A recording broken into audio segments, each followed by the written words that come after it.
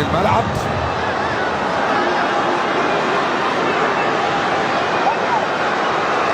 رونالدو من مسافة بعيدة، رونالدو يسدد، رونالدو صاروخ ماديرا يسجل، رونالدو يسجل بضربة حرة مباشرة. والله زمان يا رونالدو، والله زمان يا رونالدو. صاروخ ماديرا يعيد النصر من جديد إلى الملعب.